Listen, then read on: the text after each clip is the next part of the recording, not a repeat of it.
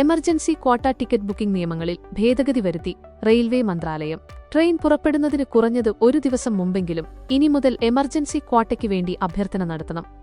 വിഐപികൾ, railway ജീവനക്കാർ, medical അത്യാഹിതങ്ങളുള്ള യാത്രക്കാർ എന്നിവർക്കാണ് എമർജൻസി ക്വാട്ട ലഭിക്കുന്നത്. അർദ്ധരാത്രി 12 മണിക്കും 2 മണിക്കും ഇടയിൽ പുറപ്പെടുന്ന ട്രെയിനുകൾക്ക് എമർജൻസി ക്വാട്ട ബുക്കിംഗുകൾ തലേദിവസം ഉച്ചയ്ക്ക് 12 മണിക്ക് മുമ്പ് നടത്തിയിരിക്കണം.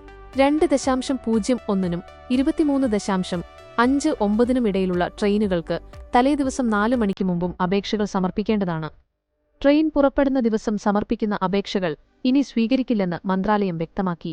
ഇപ്പോൾ രാവിലെ പുറപ്പെടുന്ന ട്രെയിനുകളുടെ അന്തിമ റിസർവേഷൻ ചാർട്ട് തലേദിവസം വൈകിട്ട് 9 മണിയോടെയാണ് തയ്യാറാക്കുന്നത്. ഞായറാഴ്ചയോ അതിനുശേഷമുള്ള അവധി ദിവസങ്ങളിലോ പുറപ്പെടുന്ന ട്രെയിനുകൾക്ക് എമർജൻസി ക്വാട്ട സൗകര്യത്തിനായുള്ള അപേക്ഷ അവധിക്ക് മുമ്പുള്ള അവസാന പ്രവൃത്തി ദിവസം ഓഫീസ് സമയത്ത് സമർപ്പിക്കണം.